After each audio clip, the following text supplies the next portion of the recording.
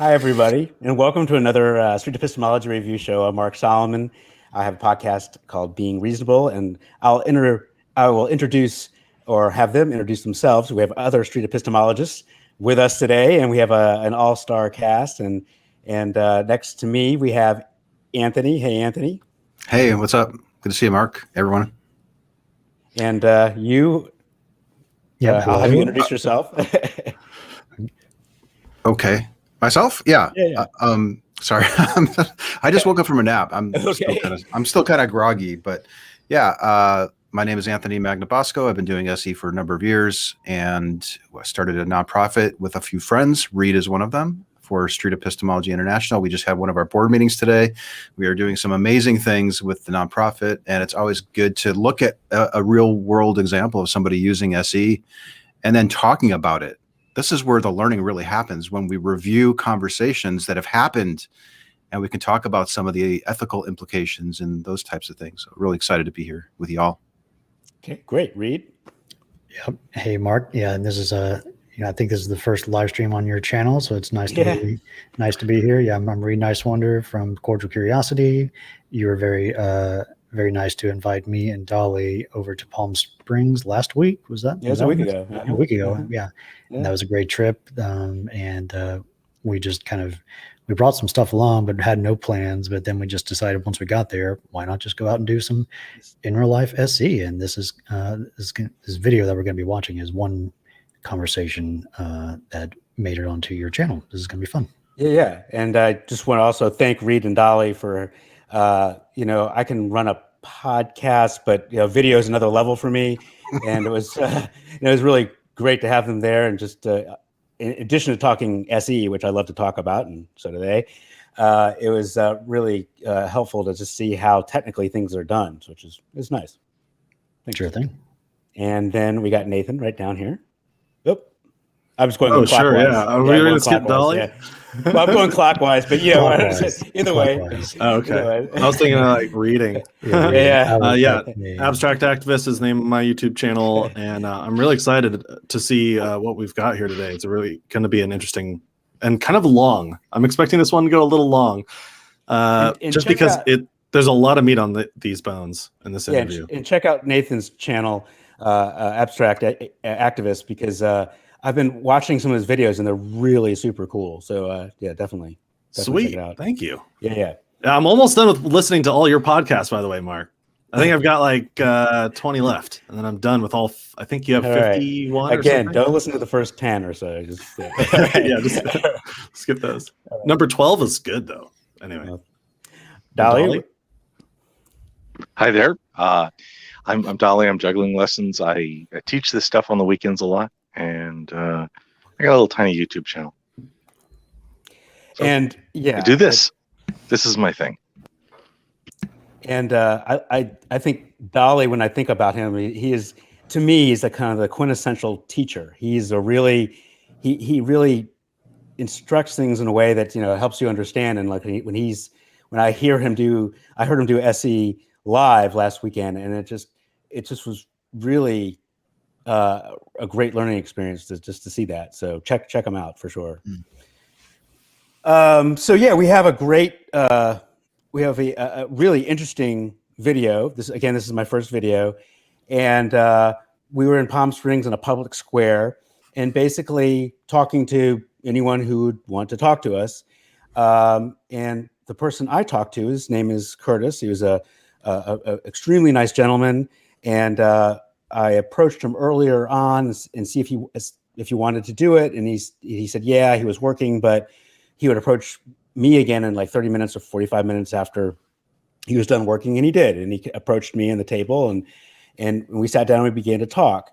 And that's the setup. And, he has his belief is a belief that we've all come across. It was his belief. He has a strong belief in his Lord and Savior, Jesus Christ. And we've all talked to many people who have had very similar beliefs. But I think what was different in this case is that right up front, he was, in my mind at least, telling me the reason behind the belief. And the reason behind the belief was I don't know if I should talk about it now or if I should go right into the video, but it was a reason that took me back a bit, because we can all understand the reason. And when you hear the reason, I think you'll understand it. And I was kind of thinking whether I should go forward in the interview, if I should stop, and kind of if this was something that I should move forward with. And I ended up going forward with the video, as you'll see, and I think it ended up, in my mind, well. And I communicated with my IL afterwards, and we've had some exchange, and then I've communicated with. I've gotten some advice from some people here, and to see if this was something that should be aired publicly. And I think we were all in agreement that it was, and I think that it was, but I'm curious what people will think in the comments. And I know I'm being kind of cryptic, but it raises a lot of issues that can occur when you perform street epistemology, some ethical issues. Okay. Yep. All right, let's get into the video and we'll make things more clear very soon. Yeah. Here we go. Hey there. Hi. Good to see you. Thanks for doing this. I really do appreciate it. No problem. Yeah. You just sit right so there. the one thing that I'm on call, Okay. so but Of course. that If, just means yeah, of that course. I need to. if something happens, I I gotta completely take care of it. understand. Yeah, of course. Of course. Yeah, this is a completely an optional thing, and I'm sure what you're doing is. So But I do appreciate this. No Yeah, problem. Yes, Do you want to say something, Dali? Okay, never mind. please feel free. Nope. So this is a show, just slightly self-conscious. Okay. I do appreciate this. No Yeah, problem. Yes, please feel free. Yeah. So this is a show, as I was explaining to you a while ago. Basically, you'll explain one belief of yours, and I just ask you questions about the belief. And it's an epistemology show in the sense that I really want to know how you know the things that you know. And I ask you questions about that. It was a very sunny day in Palm Springs. Yeah, I can't even see him. Right. Yeah. And that's That how we passes do it. So I think you probably had some time to think about the belief you'd like to discuss. Is something you'd like to chat about? well, I probably one of the most intense beliefs I have is that Jesus Christ is my Lord and Savior, and the way that I came to that belief was actually I had lots of bad examples of things in my life. So I did bad things and had bad experiences with lots of bad situations. Mm-hmm. And some of that basically led me down a road of saying, this, like drugs, alcohol, Yeah. partying, girls, all that type of stuff. And none of that actually gave me any type of satisfaction long term. It was a very temporary thing, and it was gone. And it was something that, there isn't like no enjoyment in doing those things. It's just that there's some emptiness to it. And what I ended up having was a longing for something more. But what ended up being kind of like the catalyst towards that was I actually lost a son. Oh, goodness. And he went through 4 open heart surgeries and then passed away. Yeah. He actually, so what happened was my wife and I had our first child was healthy, and our second child had tetralogy of Fallot. And when he had tetralogy of Fallot, it involved having basically 4 open heart surgeries. Yeah. And after the 4th open heart surgery, he was brought home, and he was playing in the back. And while he was playing on the deck in the back, he was drawing with sidewalk chalk, and he passed away. Basically, he convulsed and had his eyes roll in the back of his head. I picked him up. He said, "Ouch, it hurts." And I totally held him, and he died in my arms. Oh, goodness. And I can I can't imagine. I can't imagine. Gosh. There you go. What's going through your mind, Mark? Well, I mean, just, I wasn't expecting that. I mean, that's just about as tragic as a situation gets. And I think this is a really important question. When he said that, I'm interpreting that this is the reason for the belief. It might not be, but this is what this is what I'm thinking. And,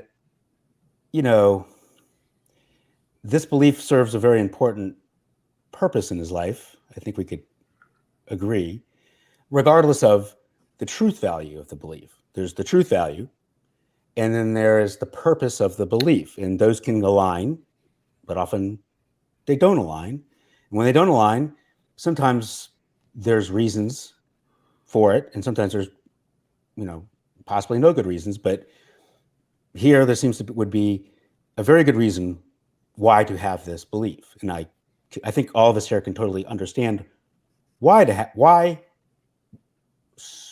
have a belief like this, right? The function of a belief. Yeah, the belief has a function. Yeah. Yeah. It's interesting how he started out that little bit there. It's like he started out with his past moral failures. That's what I heard from him. Mm-hmm. And, but he had this tragic event happening in his life. And I think he's using, this is just me literally psychologizing. He's using this belief to give a causal relationship for how tragedy happens. And I think he's like attributing his moral failures as a potential cause of tragedy in his life. Oh, I didn't see that. Oh, wow. Okay. Interesting. Did anyone else see that? Well, I noticed he mentioned intense belief. Like did he say he was looking for an intense belief? I think so. Maybe. That's where he was expressing the emptiness. He says, I'm longing for something more. And I'm wondering if, of course, we're guessing here, and he very well be watching. So we're keeping that in mind. We talked about that before we started. Yeah. Right. It's possible that the event met certain needs that he already had, which may have facilitated the formation of the belief. That's what goes through my mind when I observe this. Okay. But when I asked you what was going through your mind, you didn't really answer it. Like, oh, I'm sorry. Well, maybe you did. Like, what? Wouldn't be the I'm first interested time. in your struggle because I've been in that seat. Yeah. Somebody says, usually I'm standing, but there's moments where it goes through my mind. What am I doing out here? Yeah. Why am I having this talk? Okay, now I've got my buddies around here, and they set up all this equipment. Right. Do I have an obligation to stick into a conversation maybe that I shouldn't? And of course, I don't usually have those questions because I'm a one-man operation when I was doing my SE. Yeah. But I'm curious, like, if any of that went through your mind. Well, what yeah. What are my objectives here? Something along those lines. Right. I think what I was thinking of, and if I do appear distracted in the first couple of minutes, I'm thinking about whether I should just hear them out and say, continue and just say, just let them talk, and then thank you, and then just have a nice day. That's and it was a good, make it a good talk, but just not an SC talk, right? And then I'm thinking, well, if I continue this, I don't have to air it if it's something that I think is not something that should be aired. And then I thought about that, and right, and then there's a lot of things going through my mind, and then I do think of like what you were saying, like what is my role here? Why am I sitting here? What am I doing? Like, and my role is definitely not to make things worse. That is not my role, to make things to make a situation worse. My role here is to help a situation, or generally speaking, help people who I'm talking to and people who are listening to the show think about why they have the beliefs they do. And does a psychological reason preclude that? I don't know. Your own reason. So here's your own psychological reason. Is that what you're saying? Well, it was not my psychological reason. Okay. Since that, I mean, yeah, no, it was my ILs, I would say. Okay, I want to make that distinction because these conversations do meet some of my psychological needs when I have them. Like they're very edifying and educational, and I feel great after them. Oh yeah, so, sure. Yeah. I don't know if I explained that well, but yeah. It's okay. But it's a I mean, it was a challenge. I mean, and I think we had a natural break when you'll see later when he had to leave and he came back, and then I went up to talk to Reid about it, and Reid hadn't heard. He had recorded, but he hadn't listened to the very first part of it. Yeah, so the he didn't live know, stream had gone down, and I hadn't heard the beginning of it. And he just knew that we were having a very serious talk, and he just and we were kind of, and then I was kind of letting him in what was going on. So at that point, could you hear Dali? Yes, I could. I was sitting there, and I could hear them without the microphones. So one thing, Mark, that Nathan, go ahead. Yeah, one thing, Mark, that I recognize that you do all the time in your podcast is you follow up after you. First of all, you put the belief on a scale, and you treat all beliefs the same. This is why it's great, because you listen to a lot of your podcasts in a row. You're treating everyone equally, pretty much, and you're putting it on the scale of confidence.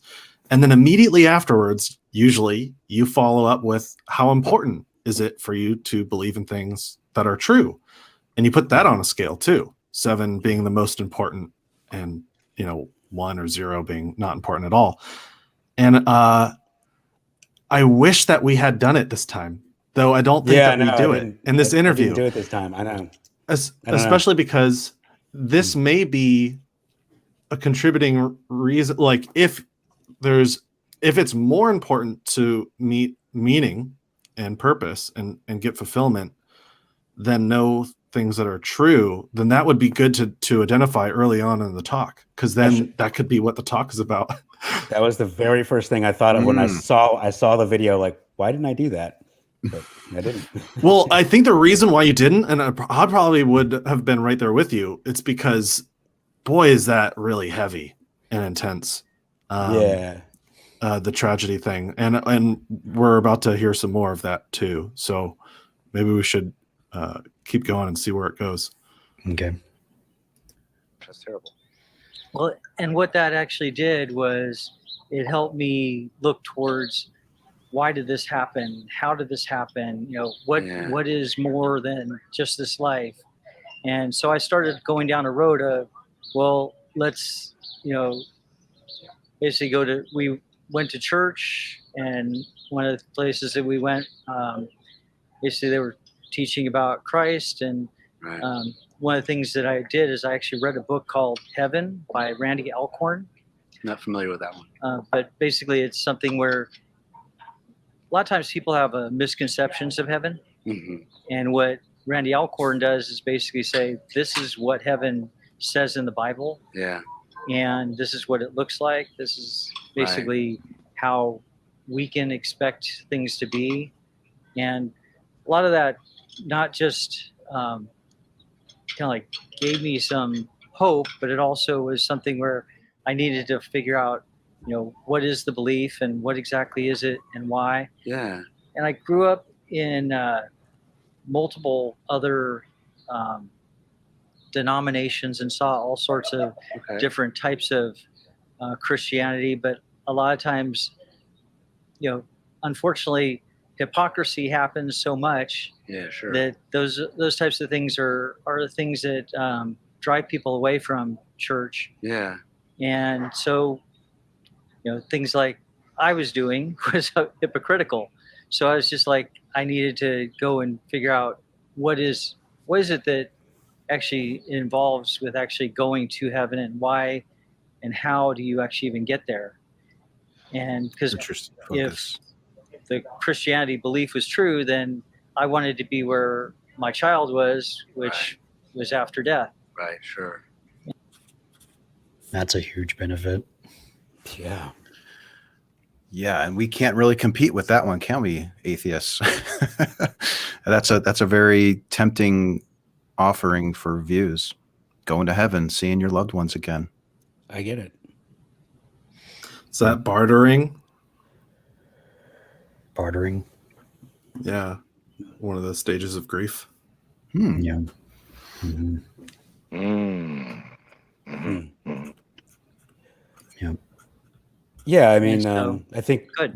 Goodness, that's and thank you for sharing that story. That is it gave me tingles when you're talking about it. It's just that's I can understand where your belief is coming from.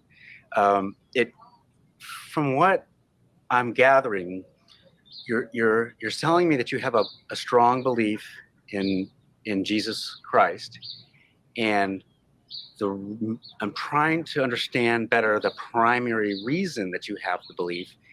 And if I was to encapsulate that reason, it's because the tragic events that happened showed you something. That's similar. What did it show you? Well, I was searching for a reason for basically life. Why exactly are we even here? How what's our purpose? How exactly did why did these types of things happen? And I kind of came to a place where my wife and I both were searching for these challenges and going through these together, and these answered a lot of those questions.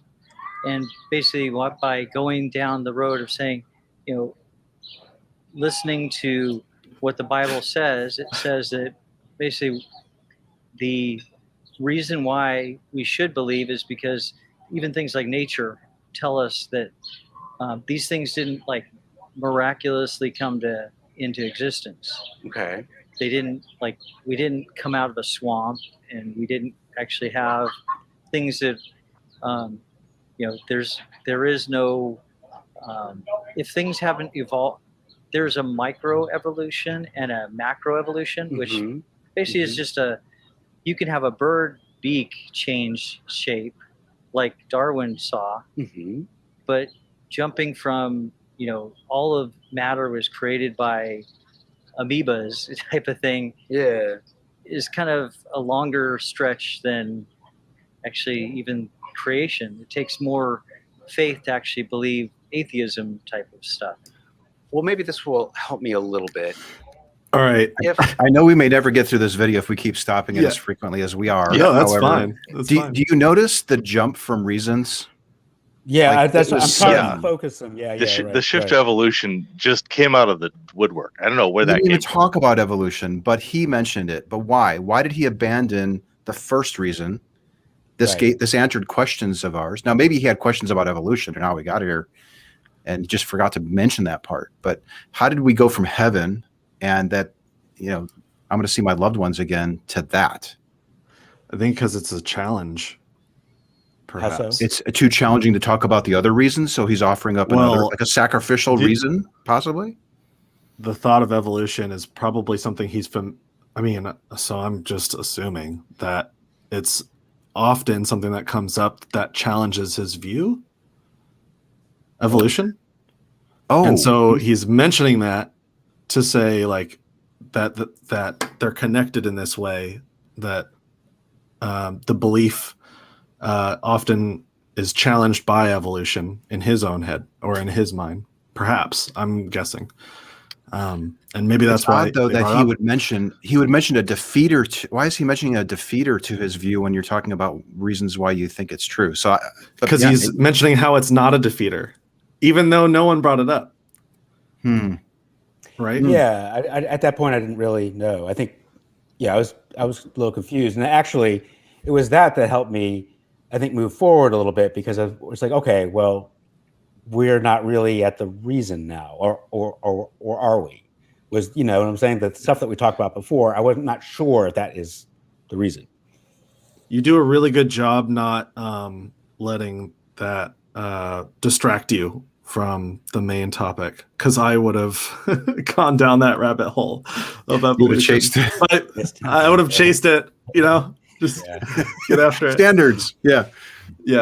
But good job not doing that. Yeah. Thanks. Those tragic events that you went through, if those didn't happen, do you think you'd still have the belief, or do you think you wouldn't have the belief? Well, I would say sometimes when you hit lows in life, Yeah. I mean, whatever avenue you actually get there, everybody has, highs and lows of Sure. life. I think that really the lows are where people seek out understanding and, what exactly, there's way too much suicide because people have no hope. Yeah. And if people don't have any hope, then they actually kind of, they feel so lost. Yeah. And I mean, it would be, I don't know how somebody would make it through things if they didn't actually have. Are you telling some me type that's of the hope. purpose of the belief, to give you hope? I would say hope is one of the things that is a driving force. It also gives me peace, Yeah. gives me joy. I mean, a lot of Go ahead. but it gives me more of the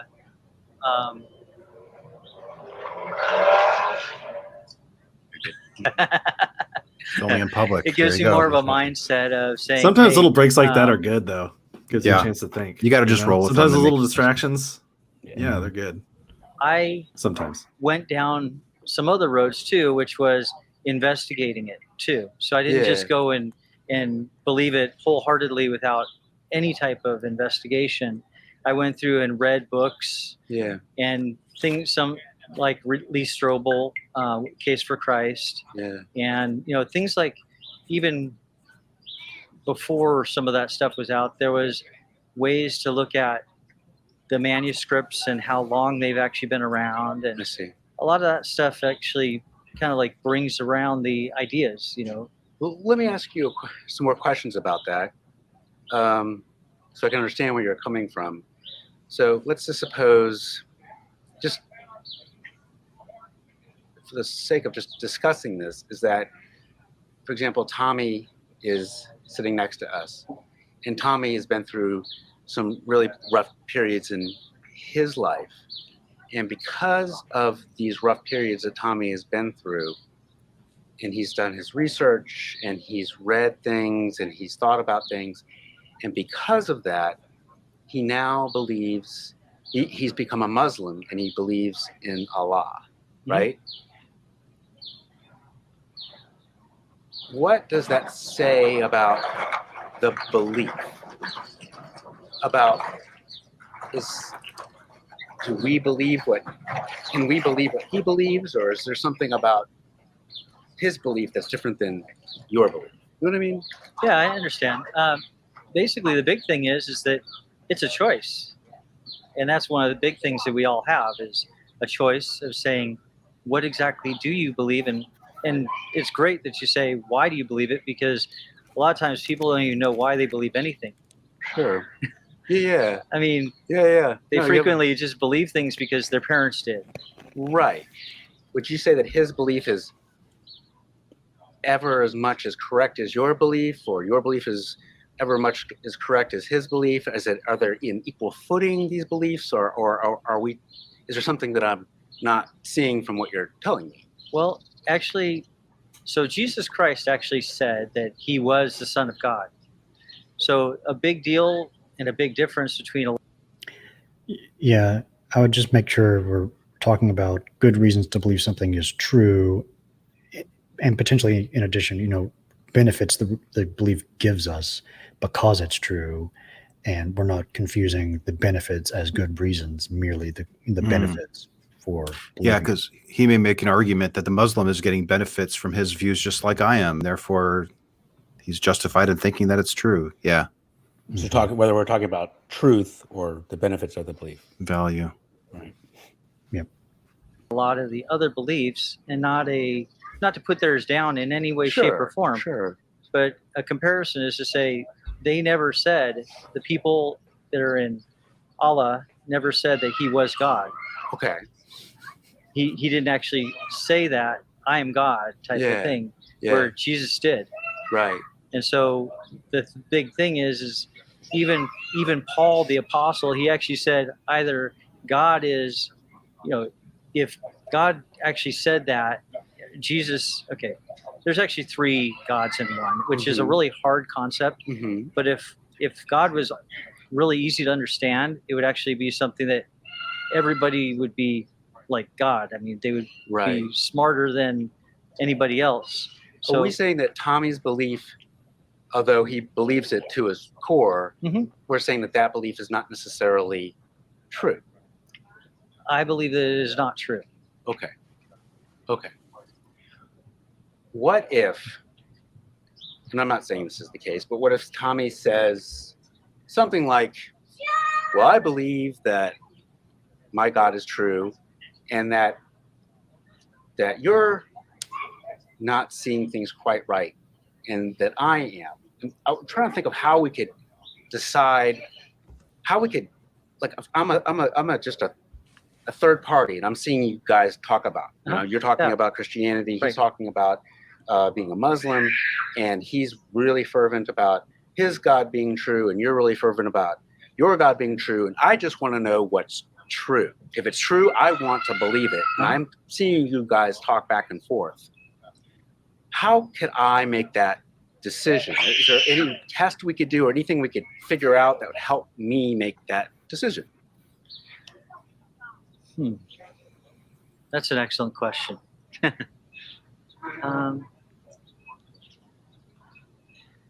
Well, have you ever read the Bible? Have I read the Bible? Yeah. No, I haven't. Yeah. Well, I'm honest answer. Not part of this company. I feel weird. I feel weird answering it. I haven't. Actually, when they'll read it to you. What's that? Oh, company. Yeah. Yeah, it's actually an app. Yeah. And there's lots of them. Yeah. A lot of people. So different people learn different ways.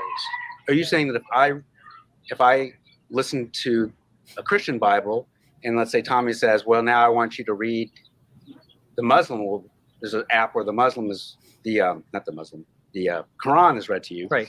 That would be a way I could decide, and that'd be a test in some ways. I've actually done that before. There was a friend of mine that wanted me to read through the LDS Latter-day Saints stuff. And I actually read through a great deal of it. Right. And came to the conclusion that wasn't correct also. Did someone wave and want to say something? Well, he's getting to his test. Yeah. So he somehow read the Bible and got his result. And he didn't do the Quran, but he used the Book of Mormon. And it didn't meet some standard that he had to pass the test, which is what he's saying. So I'm really curious to see if that gets identified here. Maybe it does.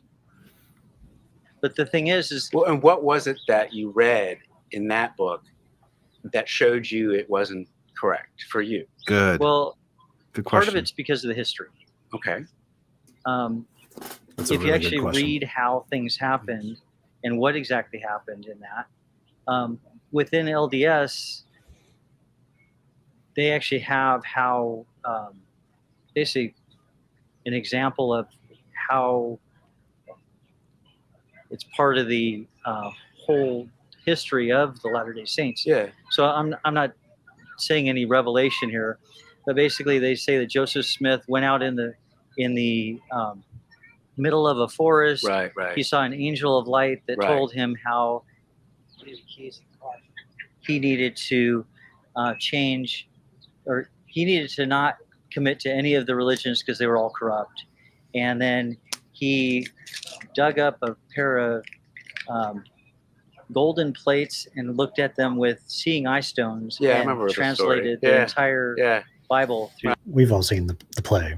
Yeah, exactly. That's how I do it. I haven't seen it yet. I want to see it. That's exactly how I do it. I want to. I'm familiar though. Really good. Oh, yeah. I've only heard the soundtrack, but it was good. That works too. Yeah. Right. So the thing that doesn't correspond with that is there's no evidence.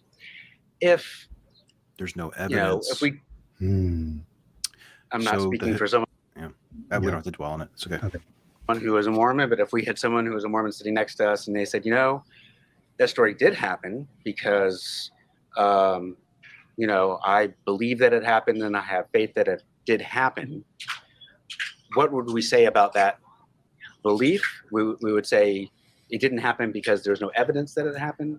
I think what you're meaning to ask is like, what would we say about that as a way of coming to believe this thing as a reason? Is that what you're meaning to ask? Yeah. Yeah. Yeah. Okay. Yep. Yeah. And then Much clearer. bringing in words like faith, if they didn't. I Now, brought it he in. may have, you probably noticed that when you watch the playback, I would imagine you're Yep. like, oh, Yeah, why did I mention that word? Yep. I had no business mentioning it first. No. Yep. Yeah. No. So Joseph Smith never actually said he was God either. Mm-hmm. So one of the things that happens within Christ is that basically you put faith in Christ as If I could back up first, in order, just so I can understand where you're coming from, in order to be a God, a person should proclaim themselves to be is that how it works? Yeah. Or- That's a good clarifying question. Yeah, I would say, okay, Yeah. if I understand what you're saying, the logic here is if the book makes the claim that they're the deity, then that's good enough to accept the claim. That's what I think I hear you saying. Is that correct? Right. Yeah. because there are what I'm trying to do is say the way that you proclaim faith Okay. is there's one route for the LDS and there's another route for the Christian faith that is not LDS. Could a God be a God and not proclaim to be a God? Or am I not seeing it how Well, you're seeing it? so there's actually three of them. So it's actually kind of a challenge to explain, but I could explain it like this. If you have three gods and they all are having a conversation in the very beginning of before the earth is even created, Yeah. and they're saying, like there were three of us sitting around a table and we said, hey, let us do this, and then they do that. Okay. So the way that happens is they each have their own function of what exactly they were doing. Okay. So the first God actually created all of the earth, Okay. and then the second God, which is Jesus, came to be salvation for the whole world. Mm-hmm. And all that it took to actually have that salvation was to put your faith in God. Then that is your salvation, by the way. So Okay. you don't have to come cleaned up. You don't have to change what you're doing. God will actually work through the Holy Dali's Ghost fixing to the actually equipment. They're doing a really good job of tuning Dali out, I have to say. Yeah. Yeah, I getting was me there. around. His main camera was down the whole time. You've been seeing a crop from the wide angle for the IL this whole time. I didn't Yeah. know that. Yeah. to take your life and Lots of distractions. Yeah. help you through all of your challenges wherever you're at. Okay. Did you He notice just the wants you shift to- here? Can we pause it? Like, did you notice the shift that we're not talking about reasons and methods anymore, but like the what, the belief itself and the doctrine and all the benefits I get from it? Yeah. Yeah. He just wants everybody to know that you are loved and cared for, and he wants everybody to be a child of his. Yeah. I think I see where you're coming from, and I see that the belief is obviously it's done very important things in your life, and it's really an important belief of yours. I think what I'm trying to understand here is I just envision a scenario where I'm talking to a Mormon or a Muslim, and they're telling me very similar things about how the belief works in their life and how God has helped them and has given them hope and things like that. And I'm trying to figure out how we could decide, if I were to follow Christianity or follow Islam, like how would what would I need to know that you could tell me or Tommy could tell me that would help me make the decision, or is that just something that we can't do? I don't know.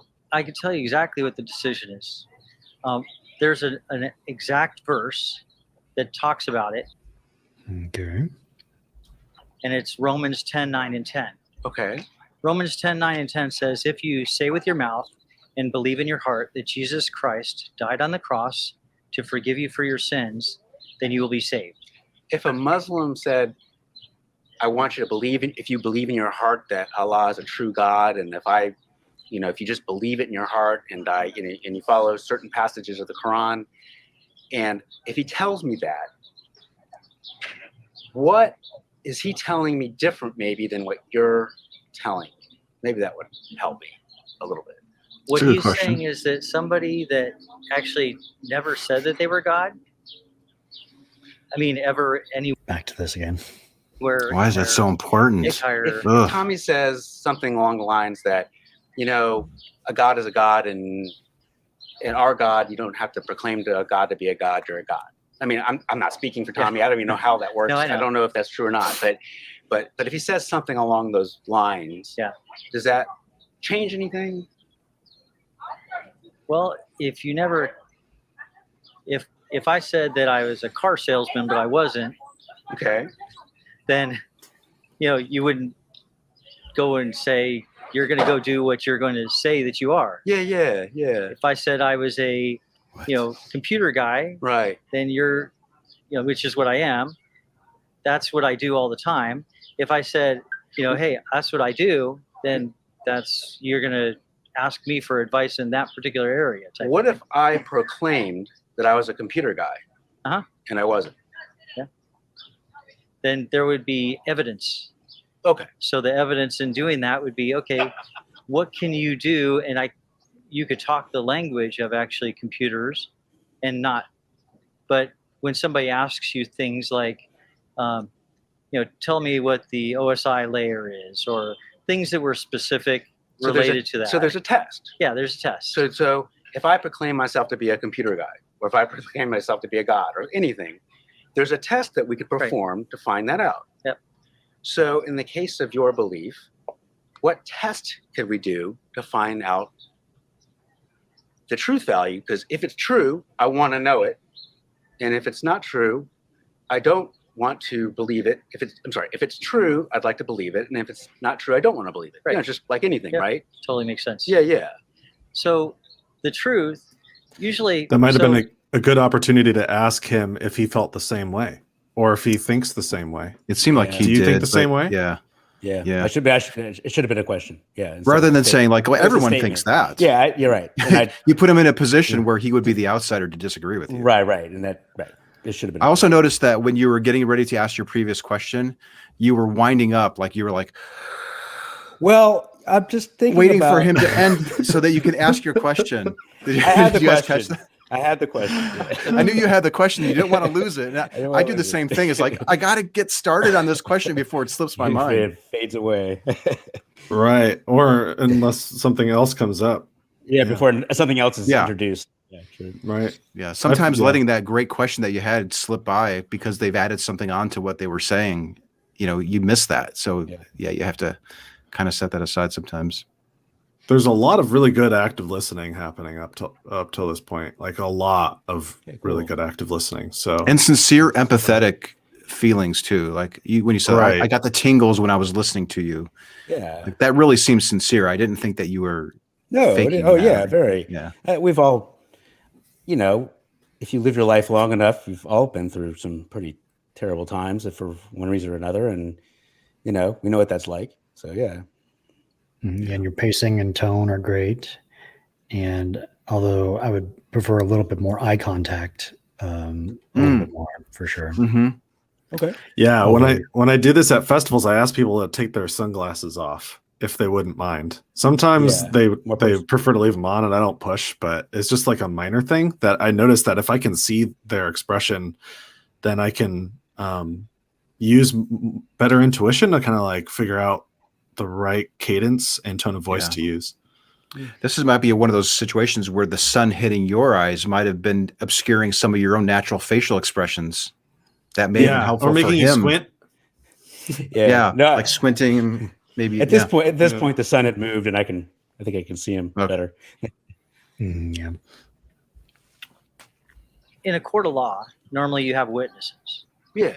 And so there were 12 witnesses plus 500 others. And basically there was actually a lot of documentation from people that weren't even from Christian backgrounds. They were, other denominations, other things like that have all written about these things. And we actually have more documentation through all of the transcripts that have been found that actually tell about this. Okay, so there's documentation. So now we're getting, I think the reason behind your belief is that there's documentation that talks about that belief being true. Exactly. Okay. And I'm not saying this is the case, but if there was some other documentation or someone found some new Dead Sea Scrolls or something like that, or something happened with the documentation, more documentation, that maybe said something different. Are you saying that you'd have less confidence in the belief? Well, since that hasn't happened, that's actually why I do. Just hypothetical. Just hypothetical. No, and that's the case, is that basically, what it actually says is that a jot or a tittle will not change. A jot or a tittle is basically like minimal. So you're saying that kind of evidence wouldn't change your belief? Well, having something that is, you could have corruption can happen. Yeah, sure. So if you actually, but the thing is even if something says something that is not, so it's kind of like translations. Yeah. When you look at a translation of the Bible, right, sometimes people say, oh, well, what translation do you actually listen to or like? Right. And frequently people need it in their own language. So I think what you're saying, so I didn't mean to stop you there, but that you have the belief, and the reason why you have the belief is the evidence of manuscript, I think you're telling me. Yes. But if that manuscript were to somehow change or be different or new information, that wouldn't change the nature of the belief. So I'm trying to really get down to, go ahead. You're actually, what I would have to do is actually prove the authenticity of it. So some of it would be how relevant is it to the current one? Okay. And also, because basically tracing back, even the oldest ones that they have match the ones that they have now. Okay. So there may be somebody that tried to corrupt it. Okay. And that would change if you all the ones that have. But if you found, I mean, if there was some new manuscript and little butts. Yeah. Yeah, I have a lot of buttons. Tiny little ones. Just they're so hard to make stop. But this is ingrained in you. Each little tiny little butt is another way to raise the guards in defense. Yeah, I know. Chip away at Rapport. It's so hard to stop. Your satisfaction that you thought that it wasn't corrupt, it was legit.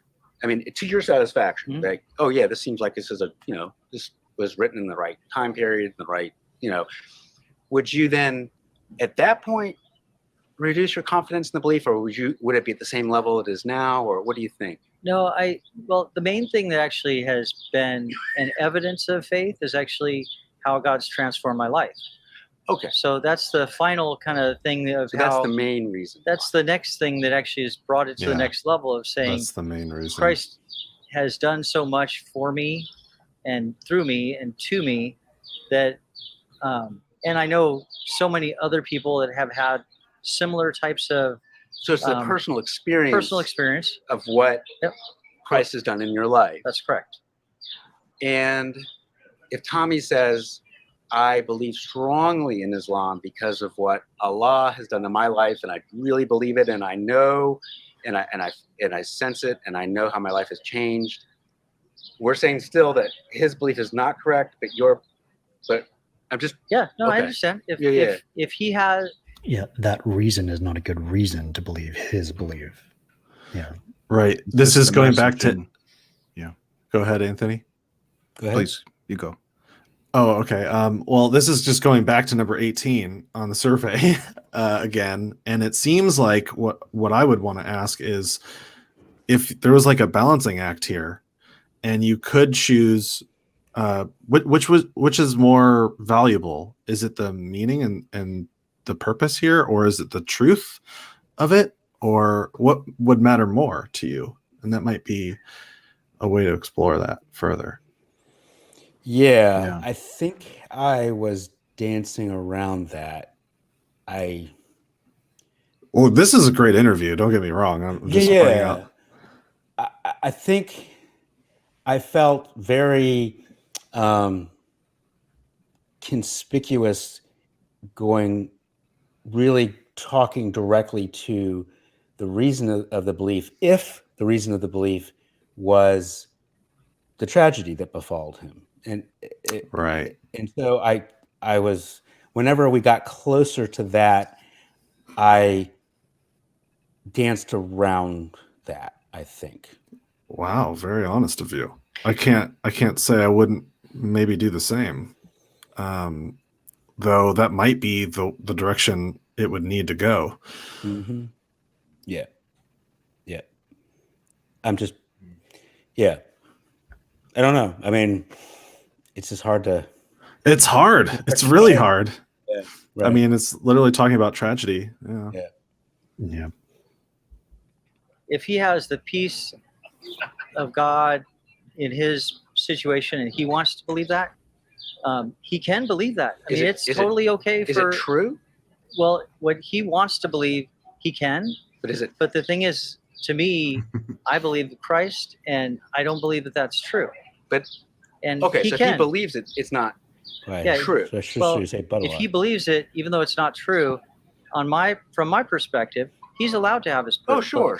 Yeah. So I mean, it's kind of like no. We're saying that we're going to respect everybody's beliefs. Yeah. Sure. I'm not saying that I don't respect somebody. Yeah. What I'm just saying is that I personally believe what I believe, and even if they want to believe something that I don't believe, I'm not saying that everybody has to do it my way. Oh yeah, of course. But the thing that I am saying is that Christ doesn't say there's many different ways into heaven. Yeah. He says there's only one way, and that's through Jesus Christ.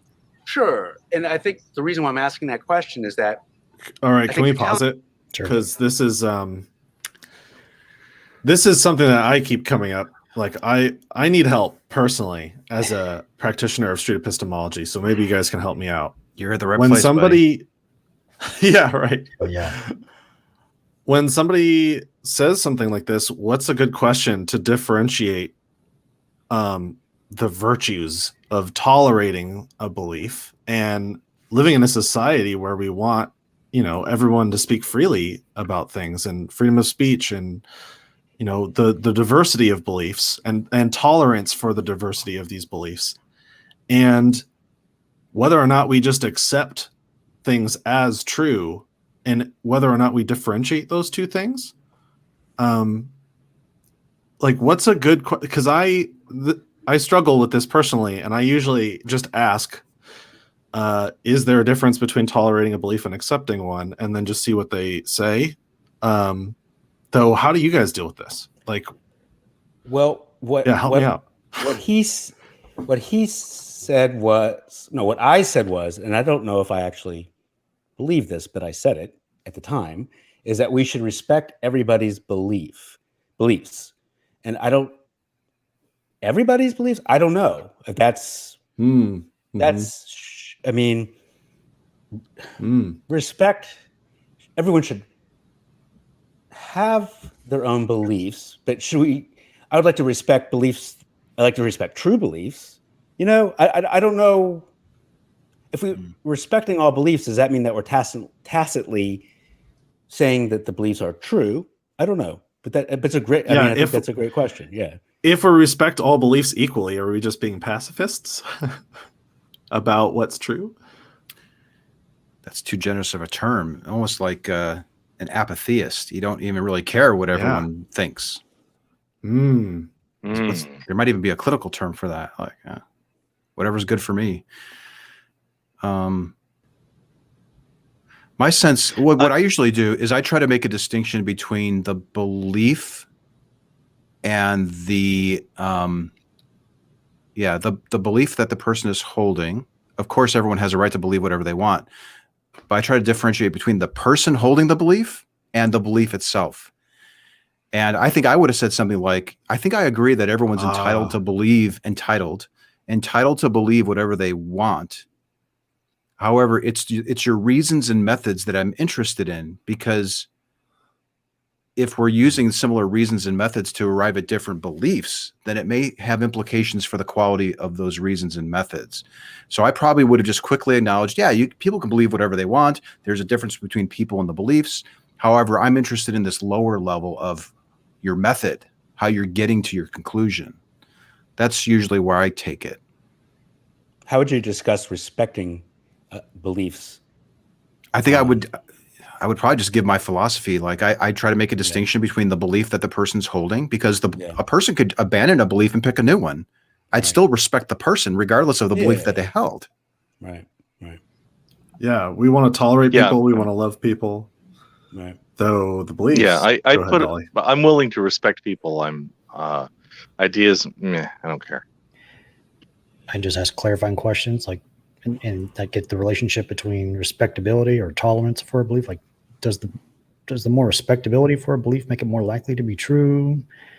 And like, how does the truth of belief relate to its respectability? Just and clarify that there's no connection there. It's a complete non sequitur, so that we can try to get back focusing on the epistemic, reasons for believing it. Yeah. Do you respect dark matter properly? Is your cosmology in alignment? What respect do I need here? It's an idea. Let it be. But we talk about that sometimes in our culture, that certain beliefs sort of are put on a pedestal, and that we have to, give them more weight just because of a certain religion, or and that I find myself doing that. Yeah. What do you guys think about going straight to the heart of the importance of believing things that are true in question form when we hear things like tolerating and accepting beliefs? So like, I'm wondering, so I've always considered this meta consent in my own practice. And I don't know if I'm just making things up or if this isn't the right way to do it. Though I want to ask my conversation partner, if you were to discover, hypothetically speaking, that this belief were false, and now you're at a 0 for this idea, if a 0 is in alignment with what's true, in other words, if it's not true, would you want to be at a 0, or would you still want to be at 100 or whatever number, maybe it's 95 or something, because we didn't get the number this time. Though that to me is like, it's consent on top. It's like a lower level of consent. It's asking like, would you be open to changing your mind if you discovered that was the right place to be? Or is the meaning and purpose for this belief superseding any kind of truth nature or truth value? Dali has an interesting way to deal with that, because you sometimes go the other way and talk about the belief being more true, and then back up. Yeah, I try to push their confidence up before down. Yeah, and I find just that see if it'll really move, because I think I can get it to move easier moving it up. Yeah, I think it's a really interesting way to do it. Yeah.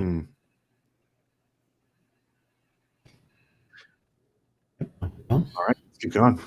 Telling me the main reason why you believe the belief. I think the reason why I'm asking that question is that I think you're telling me the main reason why you believe the belief is what the personal experience of what Jesus has done in your life and how you've changed. And I get that. And I'm just thinking of a scenario where Tommy could say basically very similar things to me about his religion. And as a third person, I'm thinking, well, you're saying it because of, very similar reasons as Tommy's saying it. It's like, well, if I really want to know what's true in the world, if I want to get an objective, universal truth, that's my goal. I want, I'm trying to think of how we could differentiate between the beliefs, if we can, if that's even possible. Well, I mean, and I'll just say that I would encourage them to take the app called Bible.is. Yeah. And actually take that and read, listen to it. Right. And it also allows you to read it too. Yeah, yeah. But if they were able to hear it, and listen to it and basically understand what it is saying. Someone posts a comment, calling it the right place to be seems problematic if you're not trying to steer them. What do you think about that? Right. Wait, what was this? There's something to that. That's in response to something that I said for the hypothetical. Oh, with the meta consent kind of thing. Basically, if you were to discover hypothetically that it wasn't true, would you want that for yourself? And maybe right place to be is kind of like leading them a bit much. Though maybe there's a better way to ask the question. If it weren't true, would you want that for the right yourself? place to be for you, given your reasons and epistemologies, isn't leading them at all. Yeah. As long as you qualify it. Yeah. The most reasonable spot to be with the assumption we all want to be reasonable people. Right. Basically, how do we ask questions about the truth of it versus some other thing? Or that's number 18. Is there something more important than what's true? Or is what's true the thing? Have that you slides a detected number? that this IL has any thought of truth that's not about correspondence or reality or something? Have you seen any reasons to think that they're not seeing truth in the same? I didn't get that. I got the sense because every opportunity he had to say like Islam is true for you, but Christianity is true for me. He never went there. Yeah.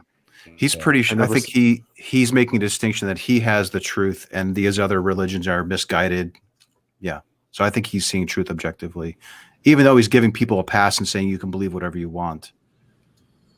I was thinking it might be valuable to ask the person if they knew somebody that used to have a belief, changed their mind to a completely different belief, and if they still maintained the relationship with them or didn't see them as less of a person because of the belief they happen to hold now or something. I don't know. It's kind of awkwardly phrased, but maybe just asking them about that to maybe help them see that the belief is indeed different than the person. The person's the same. It's the beliefs are cycling through. So maybe just talking about that could help distinguish between, no, it's probably really important that the belief that I'm holding is really true. I'm wondering how many people in the world he believes are mistaken on this issue. How many people in the world I don't know if he would even admit that they're mistaken or wrong. He might. That's the thing that would be revealing to whether or not he sees it as something being true or not, in the same way that objectively true. The questions are being asked, right? How many minutes do we have left in this thing? Maybe 15? 20 minminutes left. Okay. We went through it faster than I thought, actually. I was thinking that too. This is going fast. Yeah, we're doing 2 to 1. That'll probably change near the end, though. Oh, yeah. Okay. Yeah. You kind of have some special knowledge, and if he just knew that knowledge that you have, I think that would do it. If he could see things your way, if he could like step in your shoes for a little bit. Well, actually, there's 2 problems. Okay. A lot of times, it's very difficult for somebody in many other religions to actually leave the area that they're in because they're denounced. I mean, so if you actually have somebody that leaves the Islam religion, their whole family cuts them off. Okay. And same thing with the Latter-day Saints, their whole family cuts them off. Those types of scenarios don't happen within. Well, it can happen. Yeah. It can happen. Somebody could have the. Yeah. So here, I think I was thinking that he was getting actually close to an epiphany, the way he was talking about other religions. And then he starts to talk about Christianity. And I thought, this is actually, could be a moment where something changes. So just keep that in mind. Okay. The wrong perspective and does the wrong thing, but that's based on people doing the wrong thing. It's not based on God doing the wrong thing. I'm trying to follow you. I missed you in that last part. So people could disown somebody. Sure. But I see. Based on, if somebody says, hey, I'll disown my son, my grandfather, my whoever, that's a choice too. So I can't control somebody else's attitude. All I can do is control my own. Yeah. I wonder what that says about a belief when people stay in a belief other than for the reasons of that belief being true. You know, if a person stays in a belief because of their family, or if a person stays in a belief because of how that belief works in their life and makes them, you know, cope with things, or how a belief can help ease their social discomfort. I mean, a million reasons. I mean, I wonder what that says about you know what I'm saying? Yeah, frequently there's fear of consequences. Yeah. So what will happen is, if somebody is comfortable where they're at. Right. So an example, what if you were a Latter-day Saint?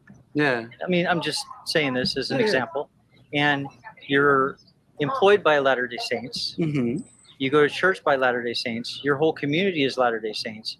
And then you say, I no longer want to be that. Right. Then you just lost all of your community that you normally have. And that's the reason why. Yeah, I think that's what I'm saying. That's what I think. That's the reason why that person was there, because, like we're saying, wasn't because of the truth value of the belief. It was because of what that belief, how it functioned in their life with the people around them, and how the support it gave them, and I mean, it could be a million reasons other than the truth value of the belief. Right. That's correct. Yeah. Or the quality of the reasons and evidence for holding the belief. Maybe that's more specific. How so? Like the truth value, like those are benefits that belief gives them, community and stuff, and all those are things. Yeah. That's a low quality reason to hold the belief, and we want to have quality reasons and evidence for holding the beliefs. For some people, it's a quality reason to hold the belief. Yeah, and then you can ask questions to, you know, question that. Yeah. Mm-hmm. But this is a major moment of the conversation here, because you're making the differentiation between the truth of the claim and the value that you get from it. And he led with, I was attracted to this belief because of the value that it gave me. It answered these questions. And then he answers his own question here coming up. And okay. It's interesting. Here we go. Reasons other than the truth value of the belief. Right. That's correct. Yeah. So we're saying that doesn't happen with Christianity, but that it can. Okay. I mean, but that's on somebody else. I'm not the person that would do that to somebody. If they decide they wanted to go somewhere else and do that, yeah, sure, then that's their choice. Right. But I would never do that to somebody, but somebody else could, and that's their choice too. Yeah, sure. I mean, do what to somebody? What does he mean? Take away their belief or diminish their belief, I think. Is that what he's saying? I was wondering myself what he was saying here. Maybe we need to rewind it. Are we lost? I'm a little confused at this point. Maybe we go back 2 minutes or a minute. Yeah. I'll go back a second. There you go. Belief, how it functioned in their life with the people around them, and how the support it gave them, and I mean, it could be a million reasons other than the truth value of the belief. Right. That's correct. Yeah. So we're saying that doesn't happen with Christianity, but that it can. Okay. I mean, but that's on somebody else. I'm not the person that would so Christians do that to somebody. Christians might do it, but he do what? Christians might use the benefits for believing Christianity, but he doesn't, right? I think that's right. Okay. If they decide they wanted to go somewhere else and do that, yeah, sure, then that's their choice. Right. But I would never do that to somebody, but somebody else could, and that's their choice too. Yeah, sure. I mean, I'm not saying that happens all the time. I'm saying that there's a propensity to have somebody, be like, oh, well, you're not doing the letter of the law, rules, types of things. And unfortunately, rules are not relationship. Maybe a quick thought experiment, if you don't mind. Will help me. And let's just say that I believe that Buddy Holly, the musician. Yeah. Buddy Holly, I believe to my core that he's a god. This is the classic Mark Solomon. Yeah, this is it. This is my one trick pony. How is this any different than the previous OTFs that you did though? That's what I'm wondering. I think I I don't think I was trying to get even more outsider, if that makes sense. Maybe. Okay. Well, we'll try. Listen. Yeah. And the reason why I mean, I believe that Buddy Holly is a god, and he works in my life, and since I've believed in Buddy Holly, I met my wife. And I wouldn't put it on myself. I would put on some random person coming up to the table. Yeah. If I was that lady over there taking the picture of her kids. Boom. There you go. Right. Then it puts in an us versus them situation now. We want to be we want to be a team as much as possible, evaluating stuff from the outside. Yeah. Why make yourself the adversary? I like this really out there OTF, because you've had two OTFs a little bit, Mormon and Muslim, and both of them he has specific defeaters for. So it's good to bring in one he can't possibly have a defeater for, the flying man. Good point. This one hopefully is a little bit more far-fetched than the other two in his view, right? But so, and I understand where you guys are coming from, and I've given this some thought, and it seems that I get it, why a true outsider, like not me, we're putting it all on somebody else, and why that is done. But could we come up with some benefits of making yourself the outsider with a truly far-fetched claim that you wouldn't necessarily get from using a third disinterested party? I see what you're saying. Is it possible that he may be more willing to entertain the belief, even though it's far-fetched, if you say that you hold it? It's my you're belief. Sitting right there in front of him. I feel very strongly as about opposed it. to the woman behind him taking the picture that he's not going to interact We with. all know that it's ridiculous. It's some skin in the game. True. But now he's we're clearly talking, showing that he's willing to bet a little rapport. Now it's you and I talking. And I'm wondering if there's something to gain by making yourself the outsider. If you're making yourself a true outsider with like a Buddy Holly or something. And I do see it useful. And I do see it pushing the conversation forward sometimes, because sometimes it's easy to reject your IL. It's easy to reject a claim if it's a third disinterested party. But if it's you and you're talking to them, they have to give a kind of a more wild claim more credence, right? Or perhaps think harder about how they want to answer your question, which is really what we're trying to do, is help people think really hard about their thoughts. So yeah, maybe that wraps it up a little bit. Yeah, good point. I'm trying to get into the theory of mind of a potential, Christian like Curtis here, and I'm hearing you say you're making a comparison between a god and this Buddy Holly god, and that may turn me off because it seemed like a joke to you. Yeah, that's what I'm thinking. But people, people by the billions believe in other religions, and this is a kind of out there example, even though it is trying to be that for a reason on purpose. Runs the risk of being demeaning. Yeah, and that's definitely not my purpose. Absolutely, my purpose is to do, and I even think about the musician I chose, because I chose a musician that nobody is, like a super vanilla musician. Maybe you've heard of, maybe you haven't. You know what I mean? It's just like you have no opinion about their music. Maybe maybe you guys do, but like in my experience, just the Weezer song. Just don't use Prince in your examples, and we'll be okay. That's all I gotta say. He's my boy. YouTube. Oh, like Prince, okay. He apparently died in an airplane crash. Like he died in an airplane crash, which I didn't know until and I pointed that out actually. Yeah. Anyway, no, we'll keep going.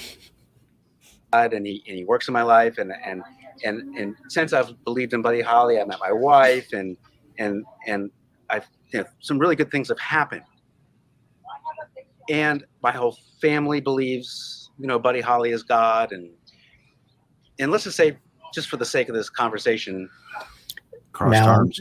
I've heard this before, but now I'm like really in the theory of mind here, and like he's about to say what I would be thinking is like, Buddy Holly is not going to let me see my son or my child who died. Ooh. Yeah. Unless you link the hypothetical to it, like Buddy Holly's written several songs about how you'll see your loved ones again, and that should give credence to the story, right? Because he said that it's the case. I say Buddy Holly, previous logic. Buddy Holly was a human. He had nothing to do with the creation of the universe. He has no power.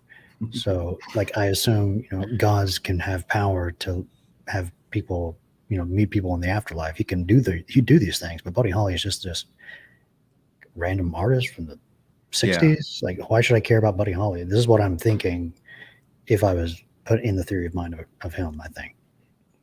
You think he would dismiss it because it's not an adequate it's a category error, I guess, as Pine Creek would probably call it. Is that what we're talking about here? For whatever reason he dismisses my Buddy Holly belief, we have to investigate that same exact reason for him. That's true. Okay. Does he dismiss it? I didn't get this far in your exchange, so I'm curious to see where this goes. Yeah, we'll see what happens. Buddy Holly is not a god. Buddy Holly is the dead musician, right? Right. But there's all these other reasons that I believe in Buddy Holly, and I'm trying to think, how could I find out that Buddy Holly is a god, if he's a god, or if he's not a god, if he's not? How could I find that out? If I'm believing in Buddy Holly because he's a god versus believing in Buddy Holly because of these other reasons. You know what I mean? Yeah, no, I understand. So let's look at the evidence. Okay. And so in the evidence of the writings of Buddy Holly, okay, did he go and ever say in any of his, many songs that he had, did he say, hey, this is what I believe? I am telling you. It's being consistent. I'm not just a musician. Yeah, yeah. And what if in my belief system, right? I understand. I believe that Buddy Holly he's a computer guy, is a god, and one of the reasons I believe that Buddy Holly is a god is I believe that true gods don't have to proclaim themselves gods. They're just gods. They just do what they do, and they're gods, and I can choose to believe in Buddy Holly being a god or not. You know what I mean? So you're questioning him through this. You're questioning his reason through that example. Yeah, without explicitly stating that. Yeah. Okay. Yeah. I mean, so what normally actually proves to be gods is actually having the miracles, and the other thing that frequently happens inside of gods, which people that were the prophets, they were actually, if they didn't go and do the things that were saying, they actually would tell the future. Okay. So they actually would say, Buddy Holly didn't do any miracles. Buddy Holly didn't have a book that prophesized stuff. Oh, he did. You'll see. Okay. Here is what's going to happen in the future, and then if it didn't come to pass, they'd actually stone him. So if I listened to Buddy Holly songs, and through listening to his songs, I had a glimpse into the future, and something happened. Like I listened to a Buddy Holly song, and it said something about that I'd meet a woman, and then like the next day I met my wife, right? Uh-huh. That would make that belief more true because it was a predictive. Yeah, I understand what you're saying. You're saying that you suddenly have a association of what this song did is actually being something that brought you to a place in the future with that example, if I was in his theory of mind, then I would be hearing you like making a very like similar comparison to the quality of the prophecy in a Buddy Holly song, comparing to Old Testament prophecies to New Testament stuff.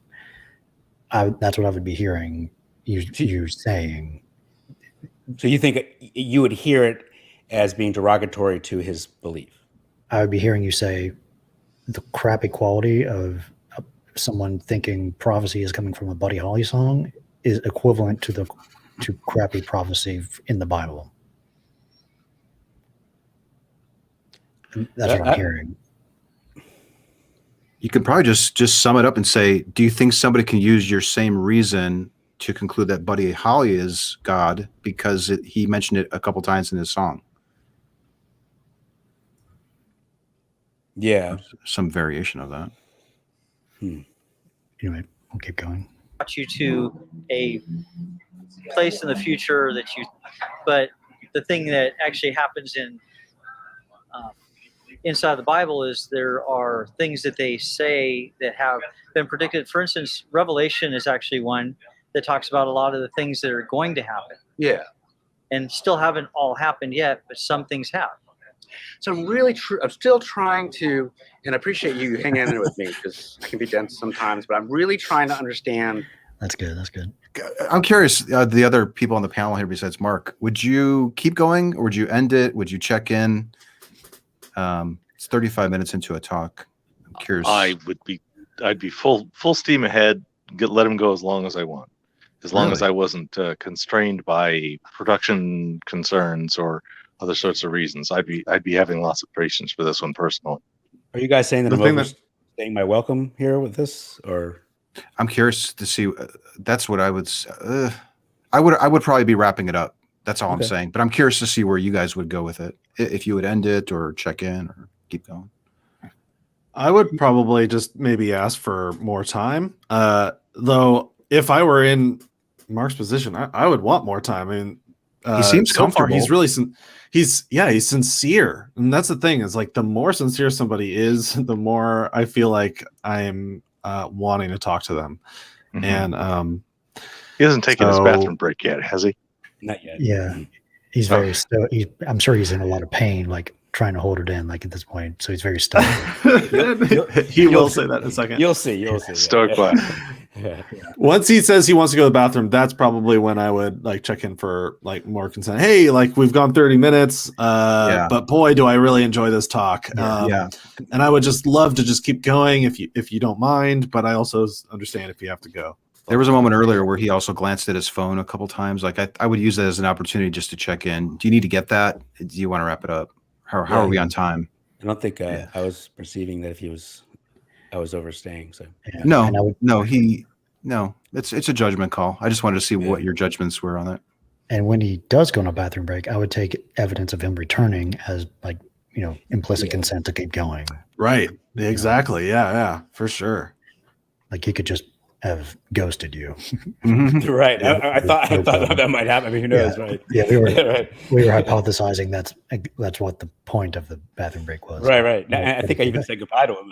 It may have crossed his mind. Do I want to go back and continue that talk? I'm likely it did. Anyway, all right, we'll keep going. I'm really trying to get down to the reason behind the belief of yours. So I'm trying to understand because, we were talking a little bit about what it does in your life, and then we're talking a little bit about the evidence of the Bible itself, and then we're talking about kind of predictions of the Bible, and I'm really trying. I've heard historical evidence, miracles, and prophecy so far. Trying to get down to like evidence, reasons. Why you believe what you believe. Yeah, I understand. It's faith. I mean, it comes down to faith. Folded arms. Wow. Folded arms and faith. Faith actually means that you believe something. Well, even Christ said, that you believe. Blessed are those who have not seen Christ, but have believed, and they believe it based on the writings. So when you have all of the writings, actually the writings that are in the Bible are the things that are telling you about all the things that God did. Just to be clear, believing based on the writings, that is different from mere faith, mere just believing because of like just believing because he's saying faith is based on other things. Evidence. It's contingent on evidence. Right. So that's different. That is different. And so I'm sorry. So faith means that you're believing. Good job clarifying. Believing something, like you would believe. I mean, if you were believing Buddy Holly is. Well, so Buddy Holly's not. I'm sorry. I have to use the restroom though. Real quick. Oh yeah, you got it. I'm sorry. Yeah. I have to. Yeah, of course. I drank this. Of course. That's a lot of water. Awesome. Holy shit. A gallon. Yeah. I'm on a cleanse right now. So yeah, you got it, man. I have to do that real quick. Yeah, it's good chatting. Yeah. 1 moment. Oh yeah, sure. I said it was good chatting because I really thought that was. Is he going to use the bucket? What's going on here? No. Okay, good. How long was he gone for? Yeah. 10 minutes maybe. Okay. Yeah. Honestly, breaks like that can be like a sigh of relief. So it's good for both parties, really, to kind of hit the reset button for a second. Totally. Yeah, and I think when we were chatting, I was hearing some stuff, and then I think one other thing I told you about, Mark, was when you're saying, you know what I mean? Yeah. I should say, yeah. Am I being clear? Maybe something like that, and rather than because stuff like that, Yeah. Or a great question is that question fair? It's another good way to just follow up to check yourself, put the burden of understanding on yourself that maybe that wasn't a fair question. Yeah. Do you think that makes sense? Yeah. You don't want to make it seem like you want to make it seem like the IL doesn't understand your question. That's not right. Right. Yeah. I just drank this. No, I know. I get it. I get it. It's a lot. That I'm on is That's a ton of water. Yeah. I couldn't hold out half as long as you do with that much water. And that area was so nice. They had little misty stuff happening, the white tail area. That's Palm Springs. And I love that palm tree going through the roof. Cool? Isn't that neat? Yeah. Look at that. Yeah. Like that Springs. stuff. That's not a bad area. Yeah. All right. So when we left off, you were telling me, you mentioned faith, and I was trying to understand your definition of faith. That's where we were. Yeah. Well, the Bible says it's putting your hope in something that you can't see, because you can't see God. Are you saying that faith is believing in something where there's no evidence for that belief? Are you putting on some of that? Yeah, I don't know. I do that sometimes, and I see. I mean, so this is the first video I've watched of myself, right? I do audio. I'm an audio kind of guy, right? I'm curious if you do that when you're recording audio, Mark. Well, so I don't mean to play, ignorant, because I'm looking at it. I'm like, I feel like I'm being disingenuous, but I want to ask the question, right? And I don't want to ask the question in a way that assumes I know the answer. And yes, I'm looking at myself and I'm saying, why am I doing that? So we've heard the answer to this question thousands probably of times, but we've heard variations of the answer, so the answer is almost always different. So maybe not 20% of the time is Hebrews 11:1 or 1:11 or whatever. So this goes into the Socratic irony of asking questions you may have a good idea of what the answer is. Yeah, maybe we call it Socratic irony. Yes. Yeah, we'll go with that. Your hope in something that you can't see, because you can't see God. Are you saying that faith is believing in something where there's no evidence for that belief? No, it's not. Okay. It's not actually not no evidence. It's that you're actually not seeing God himself, but you do have evidence in other ways, like the manuscripts that are talking about the creation of the earth and Jesus Christ dying on the cross. So if I could understand that this is the difference between evidence and faith. So if you have evidence, do you need faith? Good question. I'm just so they're both together. Because faith is believing, because it's not just saying I believe in something that isn't true, because that's called deception. Good question. If you believe something that is. If you didn't have faith, would you find the evidence that you do have sufficient? If you didn't have faith, you find the evidence you do have sufficient. Would the evidence be less compelling to you if you couldn't affix faith somehow into this mix? And this is another good reason for your scale. And this is weird because this is the first interview I've ever heard you do where you don't use a scale at all, though this is like another time when it can maybe be helpful. Let's say you no longer have access to faith, though you can use the evidence that you do have. How much would the number drop? What would the new number be if you only had the evidence and not the faith? Or if you only had faith and no evidence? Right. That could, so you can go either way, really. It needs to be teased apart. Yeah.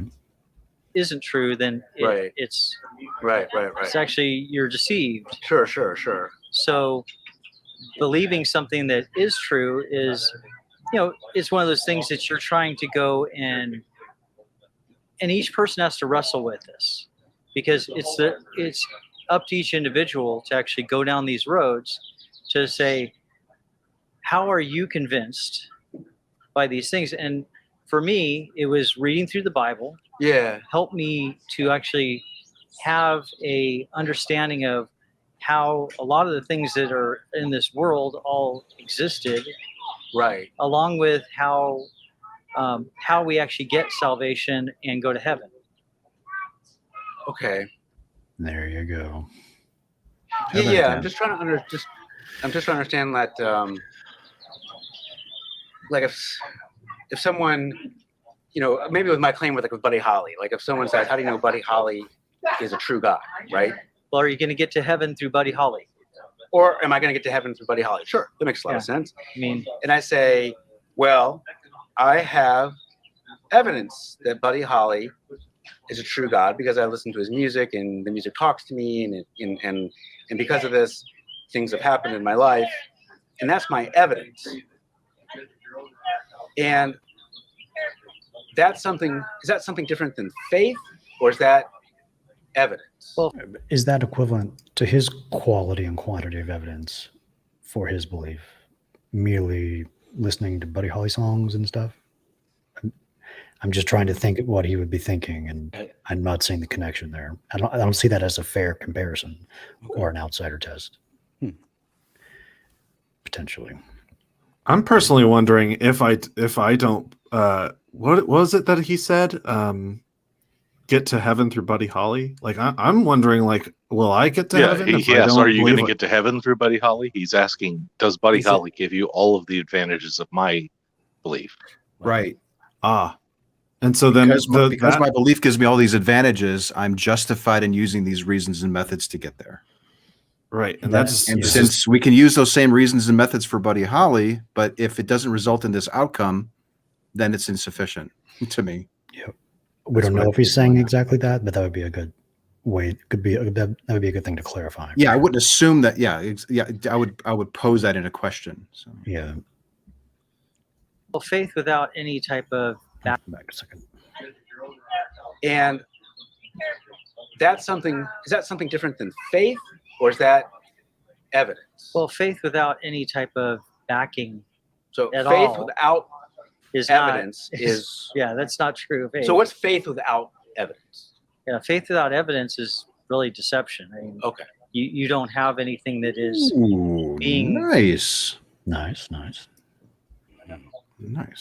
Actually, gullibility, as some people say. Right.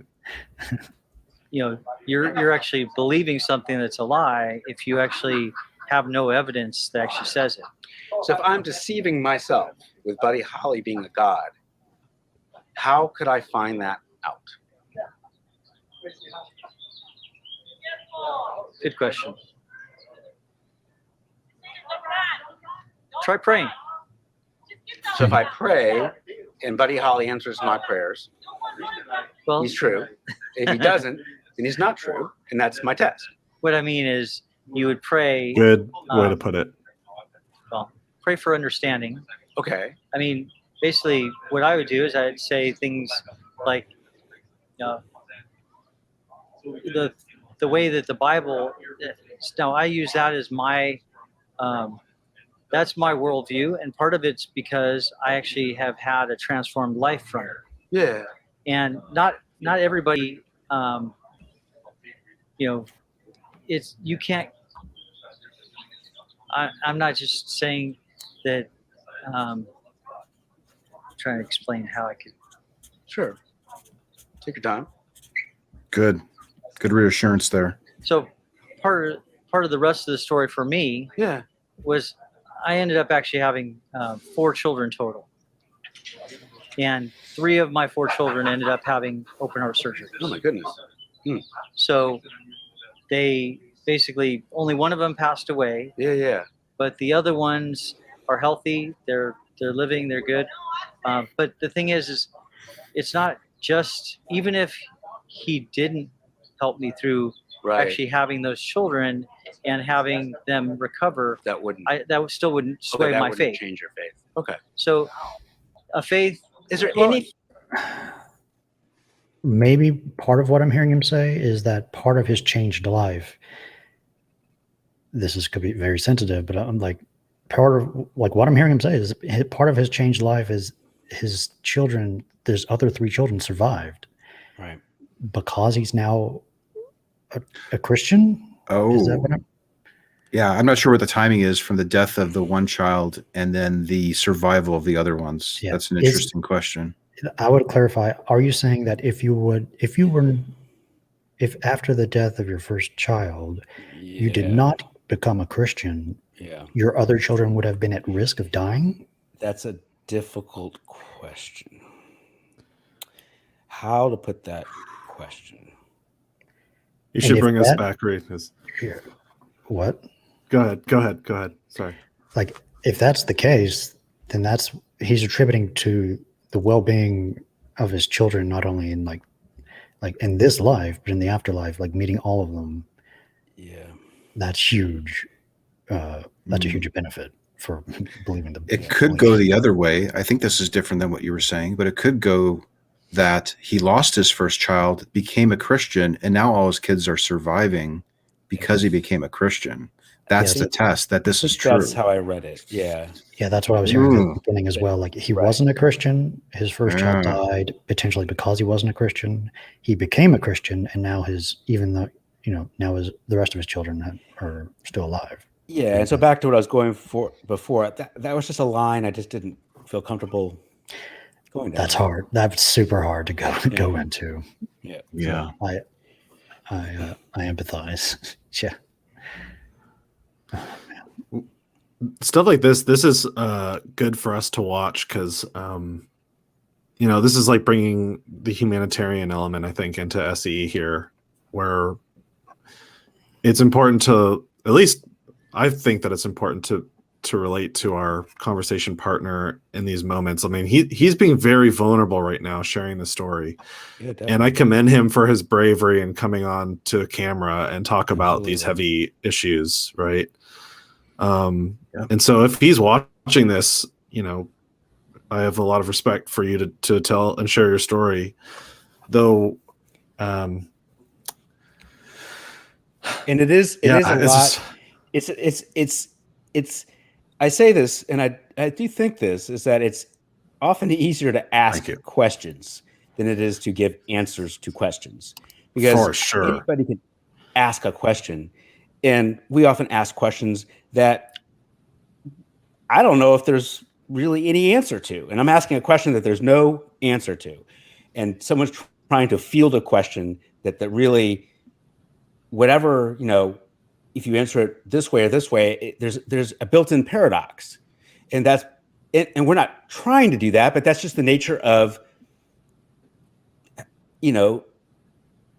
critical thinking, right? Yeah. Well, I'm thinking about the care that we're going to be delicate in this situation probably speaks to how we are making the distinction between the person and the belief. We don't likely respect the belief that, because it says it in a book, it's declarative that it's true, and therefore we should accept it as true, and we're going to see our loved ones again. But we can empathize with his situation and see him as the human that just happens to be holding this view. And that's, I think, it kind of underscores our philosophy of going after beliefs, not people. But because there's that, it's so tied together. The person sitting in front of me, not the belief. I mean, I'm talking to a person. Yet that belief that he's holding is so core to his identity, and it's his worldview. It's how he's managed to cope, him and his wife. Mm-hmm. So, it's very challenging. It's a good example because of this reason. And this is, I think, good for people who are interested in street epistemology. Whether you do it on the street like a few people do, or you just find yourself in a situation, you likely will find yourself in these delicate situations where you have to make a call. Do I want to proceed and possibly harm this person? Was this far enough? Do I need to end it? Give them an invitation to come back? It's another opportunity to ask for more consent to keep going, and maybe say like, okay, wow, that's what I just heard. That's a lot to take in. We're talking about these big concepts, and what I'm trying to do is talk about things that are difficult to talk about. And this sounds like something that's difficult to talk about.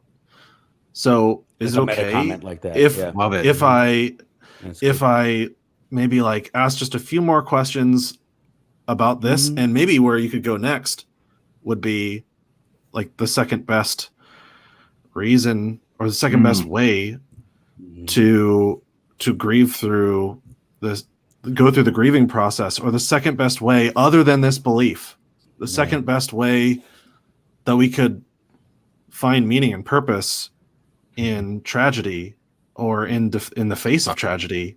The second best way to explain why bad things in general happen. Would you do it in this conversation or a second one?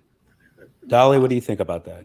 I'm so cringing on even hypothetically asking him to reimagine the grief. Yeah, that's the thing. Is like it the that's grief? why No, it's not the grief. It's the solution. We're asking him to reimagine. Like, right. it's still tangentially related, and it would bring up some stuff probably. Yeah, for sure. And perhaps just acknowledging the difficulty of it, and then maybe getting more consent to keep going. Yeah, it's a tough one. This is a tough one. These are the situations where I would say acknowledge the elephant in the room and say, I'm noticing that I'm having difficult, whatever, like like really lay it out. I'm really struggling whether I should continue this or not. I don't want to overwhelm you. I've got more questions that might even be more challenging than the ones that we talked about.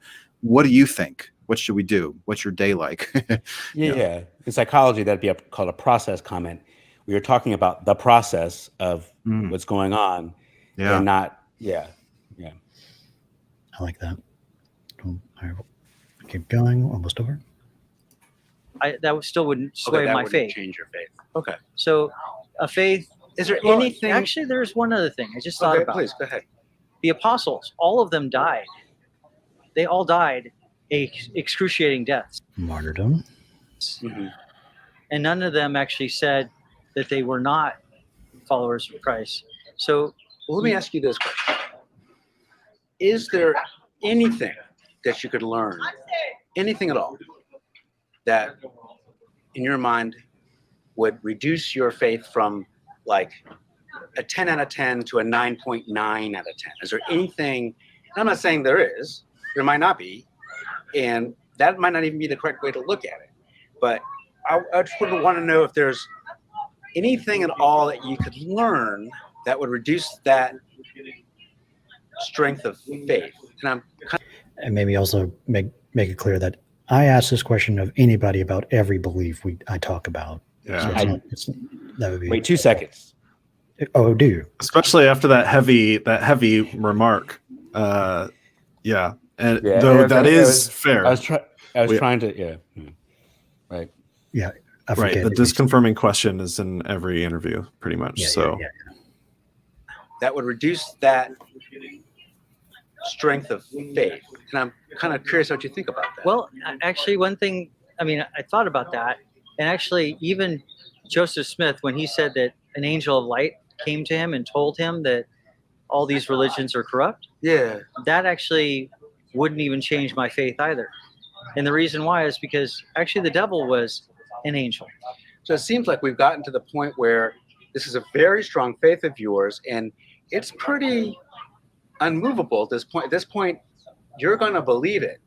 And I guess, and my question is, and this is not just my question to you, it'd be my question to Tommy, it'd be my question to anybody with any super strong belief or faith, would be, is it useful to have a belief, any belief whatsoever, that can't be shown to be incorrect if it's incorrect? I'm not saying it's incorrect, but if it's incorrect, because if a belief can't be shown to be incorrect, then how do we really know that it's true? Does that make sense? Yeah, I understand what you're saying. Yeah. Well, and that's why I was saying evidence-based, because the things that you have to do is you have to go down an evidence list. But I think you're telling me that regardless of all that, you're going to believe this. This is a strong faith of yours. It's going to. It doesn't matter. We could talk about evidence. We could talk about personal experience. we could talk about all that, and it's very important to you, but that's not going to that would not change the belief. That would not change your faith. I will definitely believe it no matter what. Yeah. I mean, and it's basically unshakable. Yeah. Yeah. I see that. I mean, that's right. And if I said that my belief in Buddy Holly is unshakable, there is nothing anybody can tell me that will change my mind. I will believe Buddy Holly is God, and there's nothing anybody can say to change my mind. What do you think about my belief about Buddy Holly? Well, what I would say is that the proof will happen when people die. So that will be the proof, because then somebody's either going to go to heaven or not. And I actually feel a great deal of comfort and peace, and I don't have any type of doubt in my own mind. So that's one of the things that I would say there's no reason to, not have that faith. And based on everything I've read, and I've read the Bible many times, and basically that's something that I just don't have any doubt in my mind, and I'll have it till the day I die. I really appreciate you talking with me. How do you feel like this conversation went? I think it went great. Good. Yeah, I really enjoy talking to people about their beliefs and how they form them and the reasons why they have them. And yeah. Well, and it's one of those things too that everybody, they need to go through and search their heart, their mind, their soul, and God made it. So, if they believe a different God, ask God to show them what's right. Ask God, say, God, show me the truth, enlighten me, open my eyes, help me to understand these things. Yeah, and I really appreciate you telling me all this, because I really think I get a much better sense of where you're coming from, and how the belief developed, and how important it is in your life, because obviously this is an extremely essential belief for you. Yeah, I do appreciate that. No problem. And what's your name? I'm Mark. Hi, Mark. I'm Curtis. Curtis. Yes. I did tell him my name before. It's just what we're doing. It's called, and I mentioned to you before, it's just called street epistemology. And I'm trying to find out how you know what you know. Well, hermeneutics is actually the study of words. And so frequently they were actually written by multiple authors in the Bible. Yeah. There were Aramaic, Hebrew, and Greek. Yeah. And so you actually have all these different books, but they're contiguous with the thoughts. And they're written by different authors and all this stuff. And it's written by people that were eyewitnesses. So the eyewitnesses are the people I'm believing. And lots of eyewitnesses. Yeah. So well, I appreciate it. Thank you so much. All right, thank you. I appreciate it, Mark. I hope you'll all right. I hope you'll check out the interview. Yeah. Sounds great. Yeah. So where's the site? It's very nice to meet you. Nice to meet you. Thank you guys. Thank you. Take care. Really great work. Yet again, Mark. Excellent. Really, really good. I think I might have pushed it too far at the end, but well, he kept going. I would have just kept going too. You had more self-control than I have. I don't think you harmed anything with going as long as you did. Right. Maybe, like, he came back from the bathroom break, not more than near the end. Like that to me is a good sign. He wasn't bothered by anything. He wasn't bothered by the Buddy Holly thing. He wasn't bothered by any of that. It's just like the subject matter was very heavy, and I think it's because the reason, or one of the main reasons, was a heavy topic. It's possible that his confidence that his belief was true gave him the fortitude to have the discussion, ironically. Right? Yes. He's so convinced it's true, and he's going to see his kid again in heaven, that I can sit through this talk, no problem. Yeah, I think the belief is so strong, it was 110 out of 100 that it didn't matter as much, the challenges. Very, very good job. And that was your first on-camera interview, is that right? Yeah. The first one, I guess there might have been another one before that, I think. We had live streamed from that location for 2.5, 3 hours. And then we actually had a live stream failure just between interlocutors. And I was not capable of troubleshooting it well enough to put it back on. And sorry about that, man. I was watching the live stream when it dropped, and right before it drops, I heard somebody in the background say, "Hey, what are you guys up to over there?" And then it dropped, and I was like, "Oh man, they got shut down." Yeah, and then Reid had walked away for lunch or something, and I was like, "Oh, I wonder what happened there." It turned out that the devices had grabbed onto the Wi-Fi from the business that we were right next to. They came out, and at some point, the Wi-Fi got turned off. Yeah. And both devices had a challenge. Here, sign in for further Wi-Fi access. Like, I wonder if the business turned it off. Oh, maybe. Oh, they might have been reacting to us, or they might not. It wouldn't. The solution turned out to be just turn off the Wi-Fi and use the local data on the devices, which was the plan. So it's too bad it doesn't do that automatically as a fallback. Yeah. Cool, guys. Well, I really troubleshoot anyway. Yeah, but thanks, Mark. Thank you guys as always, and it's really, really helpful to hear your feedback. Do you plan to record future podcast interviews and start a whole YouTube thing and do it on cameras? So I took pictures of everything that you had, and I bought the podcast 4 connector thing that you have, and you got a little zoom. Nice. Yeah, I bought a zoom. I just pretty much am mimicking your setup. So that's might as well, because when you have Oh. technical issues, you just go to Reid and he can tell you what you need to do. Right. Right. If I buy a new piece of equipment, I'll buy that one too. This one little thing saves me a whole bag of audio cables with my current setup. I could just take them out. This right here makes it completely wireless for me now. Yeah. I even bought your brand of batteries for back. I mean, I just was taking pictures of every, Someone's going to ask what the hell we're talking about. So we should probably put a link maybe to Amazon or something. Buy your little kit, your little recording kit. My batteries came in today. Oh, nice. Little unboxing. Nice. You're not getting These are the really nice ones. The big ones. It's a big ass battery. What is that for? Oh, it's like an external USB. Oh yeah, this is an external. I mean, all my kit runs off that. It's all set up for field kit, and these are the ones that we've tested over the long haul, and they work the best. Really? So I just ordered 4 more, and I think Reid just ordered some, and I think Mark just ordered some off the same link. Yeah. So they're going to get a Those lot of. look like I'm similar to going to what I put have. stickers all over it so I can tell it's mine. Because if I Do put those have 3D cables on the Epistemology side? stickers on it, none of you will be confused, right? Yeah, exactly. Yeah. Those are nice to have in the field for sure. Oh yeah, huge. Well, Mark, I can't wait to see your channel grow. You just started it a little while ago, and this is the first live stream that you're doing on it. Maybe we'll put the one about dragons from 2 weeks ago on there. You should probably put a link to that. Figure out how to do that. I had a lot of fun that stream. That was one of my favorite streams ever. So I just personally speaking, I really like to hang out with fellow street epistemologists. So it's a great opportunity for me to learn every time. I got corrected today in the comments, and I was thinking about it for the rest of the stream. Yeah. So I think you this is why we get better.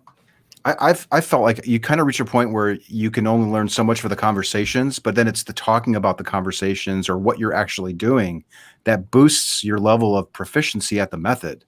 And if we can do this for our own benefit and record it for people to observe us learning to advance our understanding, that's really good for everybody. So yeah, I find it helpful. I really hope that people are about watching that. find it helpful. Yeah. Hey, no, we really do like negative feedback. Feedback. How else am I going to figure out what I'm doing wrong? It was about whether we're on the right track or whether it's okay are you guiding to push them? for. Are we guiding them? Yeah. Right. Yeah. No, I thought it was a fair question. I in fact asked us to put it on the screen. Yeah. Sure. Yeah. So thank you very much. Well, I look forward to future Thank you, gentlemen. review videos. Yeah. Till next time. See you See you next guys week or around. something. Thank you. Peace. Later.